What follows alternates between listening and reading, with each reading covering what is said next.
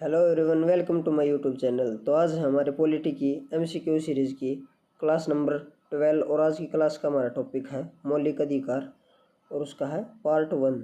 तो चलिए शुरू करते हैं। आज की क्लास का पहला क्वेश्चन है, मौलिक अधिकार संविधान के किस भाग में वर्णित है?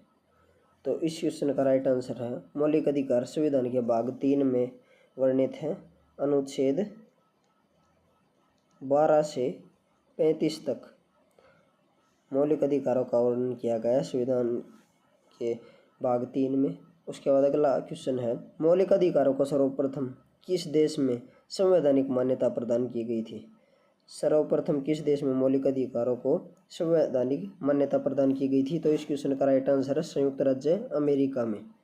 अगला क्वेश्चन है, भारतीय नागरिकों के मौलिक अधिकारों का वर्णन है संविधान के अनुच्छेद 12 से 35 तक, संविधान के अनुच्छेद 13 से 36 तक, 15 से 39 तक या 16 से 40 तक।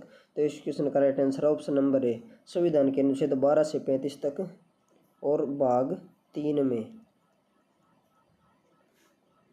उसके बाद है, डॉक्टर भीमराव अंबेडकर ने भारतीय संविधान के किस भाग को सर्वाधिक आलोकित भाग कहा है? तो भाग 3 को, जो कि मौलिक अधिकारों से संबंधित है, जिनका वर्णन संविधान के अनुच्छेद 12 से 35 तक किया गया है। उसके बाद अगला क्वेश्चन है, मूल अधिकार मूल कहलाते हैं क्योंकि न्यायालयों द्वारा परिवर्तनीय है, यह संयुक्त राष्ट्र मानवाधिकार घोषणा पत्र के अनुरूप है, सरलता से संशोधनीय नहीं है, मानव के प्राकृतिक और अप्रतिदेय अधिकार है। तो इस क्वेश्चन का right answer option number D, ये मानव के प्राकृतिक और अप्रतिदेय अधिकार हैं। अगला क्वेश्चन है, भारतीय संविधान के भाग 3 में कुल कितने अनुच्छेदों में मूल अधिकारों का वर्णन है? तो इस क्वेश्चन का राइट आंसर है कुल 24 अनुच्छेदों में, यानी कि 12 से 35 तक लेकर कुल 24 अनुच्छेदों में मूल अधिकारों का वर्णन दिया गया है। अगला क्वेश्चन है, भारतीय संविधान द्वारा भारतीय नागरिकों को कुल कितने मौलिक अधिकार प्रदान किए गए थे? तो इस क्वेश्चन का राइट आंसर है कुल 7 मौलिक अधिकार प्रदान किए गए थे। उसके बाद वर्तमान में भारतीय नागरिकों को कुल कितने मौलिक अधिकार प्राप्त हैं? तो इस क्वेश्चन का राइट आंसर है 6। पहले भारतीय नागरिकों को 7 मौलिक अधिकार प्रदान थे, लेकिन वर्तमान में 6 हैं। 44वें संविधान संशोधन 1978 के द्वारा संपत्ति के अधिकार जिसका वर्णन संविधान के अनुच्छेद 31 तथा 19 क में था, उसे मौलिक अधिकारों की सूची से हटाकर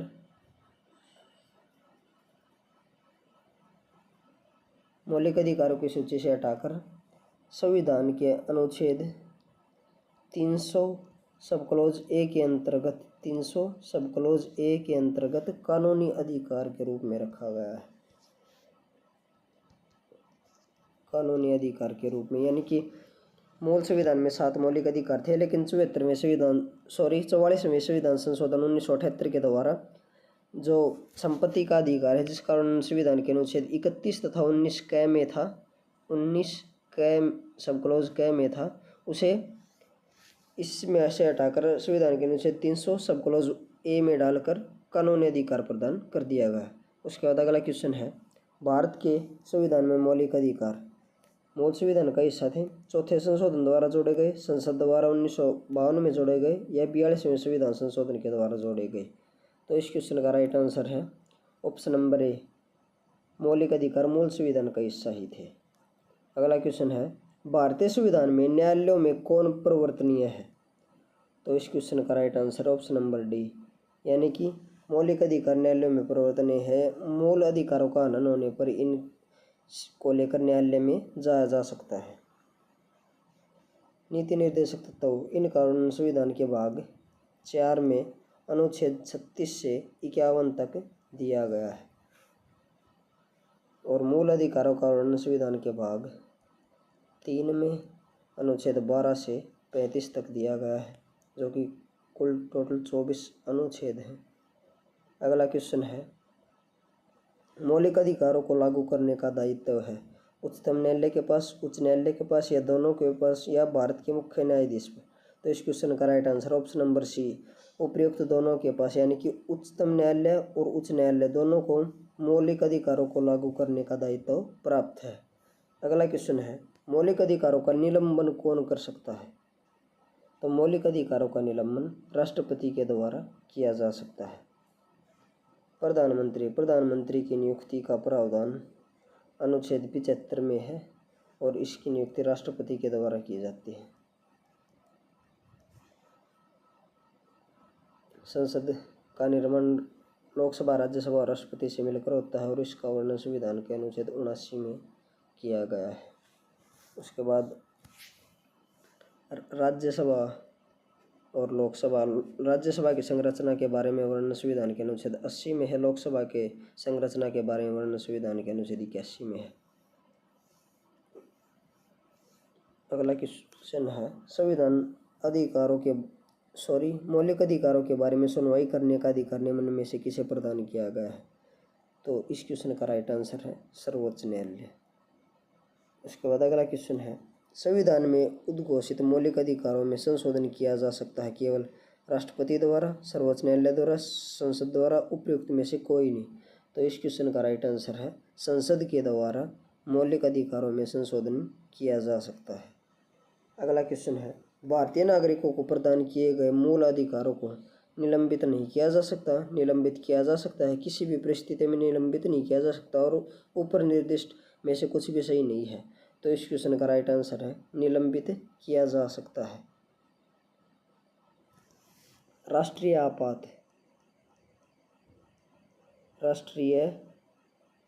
आपात जिसका वर्णन संविधान के अनुच्छेद 352 में है, उसके दौरान जीवन व व्यक्तिगत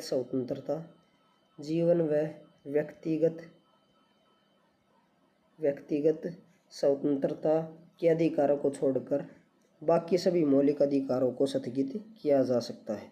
राष्ट्रीय आपात के दौरान, जिसका वर्णन संविधान के अनुच्छेद 352 में है, उसके दौरान जीवन व व्यक्तिगत स्वतंत्रता के मौलिक अधिकार को छोड़कर बाकी सभी को स्थगित यानी निलंबित किया जा सकता है। अगला क्वेश्चन है, निम्नलिखित में से कौन से मामले उच्च न्यायालय तथा उच्चतम न्यायालय की आधिकारिकता में आते हैं? केंद्र व राज्यों के बीच विवाद, राज्यों के परस्पर विवाद, मूल अधिकार का परिवर्तन या फिर संविधान के उल्लंघन से संरक्षण। तो इस क्वेश्चन का राइट आंसर ऑप्शन नंबर। अगला क्वेश्चन है, भारतीय संविधान के अंतर्गत मूल अधिकारों का संरक्षक कौन है? तो इस क्वेश्चन का राइट आंसर है ऑप्शन नंबर सी, न्यायपालिका। उसके बाद अगला क्वेश्चन है, मूल अधिकारों पर आवश्यक प्रतिबंध लगाने का अधिकार किसको है? तो इस क्वेश्चन का राइट आंसर है संसद को मूल अधिकारों पर आवश्यक प्रतिबंध लगाने का अधिकार है। राष्ट्रपति के पद से संबंधित प्रावधान संविधान के अनुच्छेद 52 में दिया गया है। संसद राष्ट्रपति, लोकसभा और राज्यसभा से मिलकर बनती है, जिसका वर्णन संविधान के अनुच्छेद 79 में दिया गया है। अगला क्वेश्चन है, मौलिक अधिकारों का प्रमुख उद्देश्य है समाज के समाजवादी ढांचे को बढ़ावा देना, व्यक्तिगत स्वतंत्रता को सुनिश्चित करना, न्यायपालिका की स्वतंत्रता को सुनिश्चित करना और उपयुक्त सभी को सुनिश्चित करना। तो इस क्वेश्चन का right answer option number B, व्यक्तिगत स्वतंत्रता को सुनिश्चित करना ही मौलिक कर्तव्यों अधिकारियों का मुख्य उद्देश्य है। अगला क्वेश्चन है, मूल अधिकारों को परिवर्तित करने की शक्ति किसके पास है? तो इस क्वेश्चन का राइट आंसर है उच्चतम व उच्च न्यायालय के पास मौलिक अधिकारों को परिवर्तित करने की शक्ति प्राप्त है। अगला क्वेश्चन है, समानता का अधिकार भारतीय संविधान के किन 5 अनुच्छेदों में दिया गया है? तो इस क्वेश्चन का राइट आंसर है ऑप्शन नंबर सी, समानता का अधिकार संविधान के अनुच्छेद 14 से 18 तक दिया गया है। अनुच्छेद 14 में विधि के समक्ष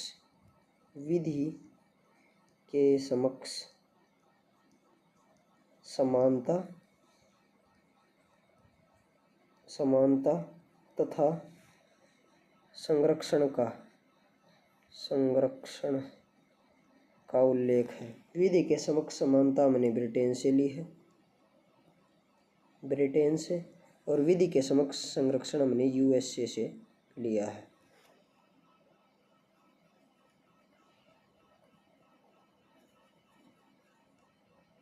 अनुच्छेद 15 में बताया गया है कि जाति धर्म लिंग वंश मूल, जाति धर्म लिंग वंश मूल आदि के आधार पर किसी के साथ कोई भेदभाव नहीं किया जाएगा। जाति धर्म लिंग मूल वंश वर्ण आदि के आधार पर कोई भेदभाव किसी के साथ नहीं किया जाएगा, भेदभाव नहीं किया जाएगा।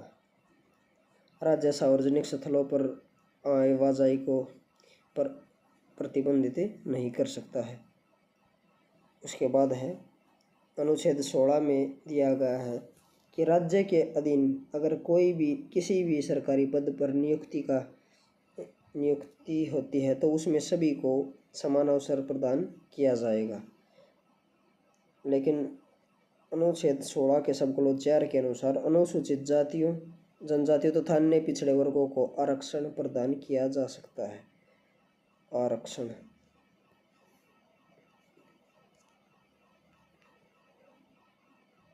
अनुच्छेद 17 में अस्पृश्यता का अंत किया गया है। अस्पृश्यता का अंत यानी कि abolition of untouchability, abolition of untouchability.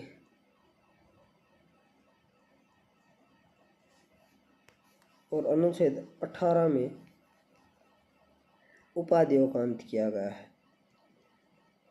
उपाधियों का अंत यानी कि राज्य सरकार के द्वारा किसी भी को भी कोई भी उपाधि नहीं दी जाएगी, नहीं दी जाएगी सेना या विधा संबंधी उपाधियों को छोड़कर, जैसे कि हमारा भारत रत्न, परमवीर चक्र, महावीर चक्र, ये सभी अनुच्छेद 18 के तहत ही दिए जाते हैं। इनके अलावा राज्य के द्वारा किसी को भी कोई और किसी अन्य प्रकार की कोई उपाधि प्रदान नहीं की जाएगी। अगला क्वेश्चन है, भारतीय संविधान के निम्नलिखित अनुच्छेदों में से कौन सा विधायन सत्ता पर पूर्ण नियंत्रण रखता है? तो इस क्वेश्चन का राइट आंसर है ऑप्शन नंबर ए, अनुच्छेद 14, जिसमें हमने विधि के समक्ष समानता तथा संरक्षणता ग्रहण की है। समानता हमने ब्रिटेन से और संरक्षणता हमने यूएसए से। अनुच्छेद 15 में भाई जाति धर्म लिंग भेद आदि के आधार पर राज्य किसी के साथ कोई भी भेदभाव नहीं करेगा। अनुच्छेद 16 में सरकारी पदों में अगर कोई नियुक्ति का प्रावधान तो उसमें सबको अवसर की समानता होगी। और अनुच्छेद 17 के अनुसार अस्पृश्यता का अंत किया गया है। इस क्वेश्चन का right answer option number A, अनुच्छेद 14। अगला क्वेश्चन है,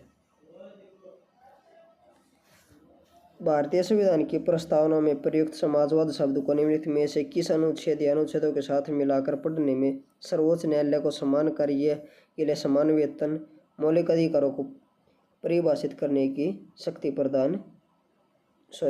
प्राप्त हुई है?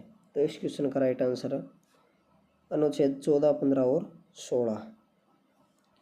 अगला क्वेश्चन है, विधि के सामने समानता का अधिकार है नागरिक अधिकार, आर्थिक अधिकार, सामाजिक अधिकार या राजनीतिक अधिकार? तो इस क्वेश्चन का राइट आंसर है नागरिक अधिकार, ऑप्शन नंबर ए। अगला क्वेश्चन है, भारतीय संविधान की छुआछूत उन्मूलन से संबंधित अनुच्छेद कौन सा है?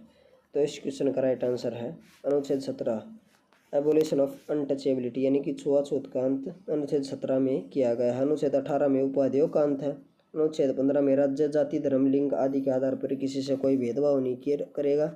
अनुच्छेद 14 में विधि के समक्ष समानता और संरक्षणता का प्रावधान है। विधि के समक्ष समानता हमने ब्रिटेन से और संरक्षणता हमने यूएसए से ली है। अगला क्वेश्चन है, समानता का अधिकार भारतीयों के लिए सुनिश्चित करता है धार्मिक समानता, आर्थिक समानता, सामाजिक समानता या उपयुक्त सभी? तो इस क्वेश्चन का right answer option number D, उपयुक्त सभी। समानता का अधिकार भारतीयों के लिए धार्मिक समानता भी, आर्थिक भी और सामाजिक, ये तीनों समानताएं सुनिश्चित करता है। अगला क्वेश्चन है, संविधान के किस अनुच्छेद के प्रावधानों के अंतर्गत भारत सरकार द्वारा भारत रत्न, पद्म भूषण, पद्म विभूषण आदि अलंकरण प्रदान किए जाते हैं? तो इस क्वेश्चन का राइट आंसर अनुच्छेद 18 के तहत ये सभी अलंकरण राज्य भारत सरकार के द्वारा प्रदान किए जाते हैं। अनुच्छेद 15 में बताया गया कि राज्य जाति धर्म लिंग मूल वंश आदि के आधार पर किसी से कोई भेदभाव नहीं करेगा।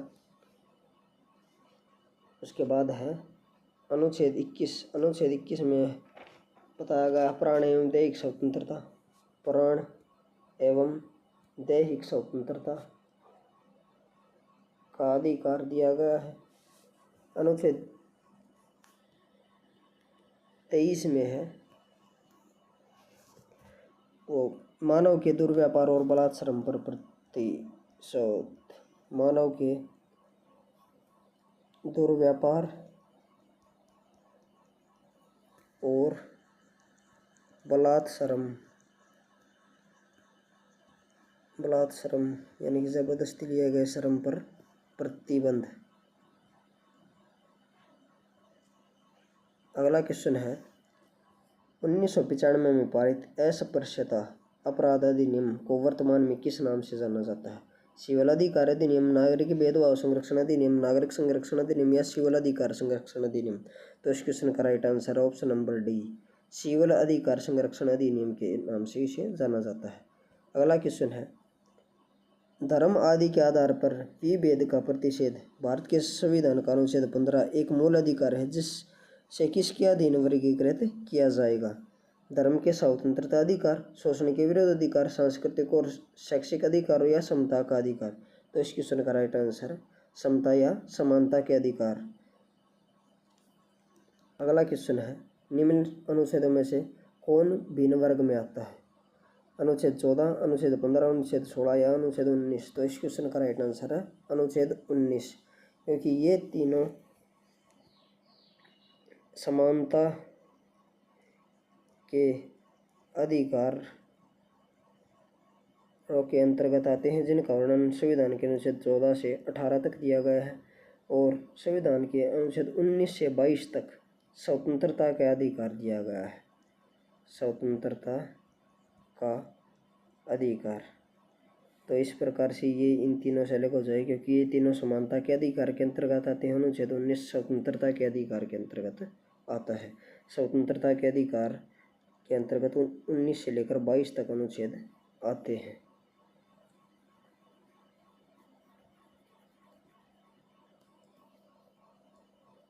बाकी क्वेश्चंस को हम अगले पार्ट में करेंगे। अगर आपको वीडियो अच्छी लगी तो वीडियो को लाइक एंड शेयर करें तथा चैनल को सब्सक्राइब करें। Thank you.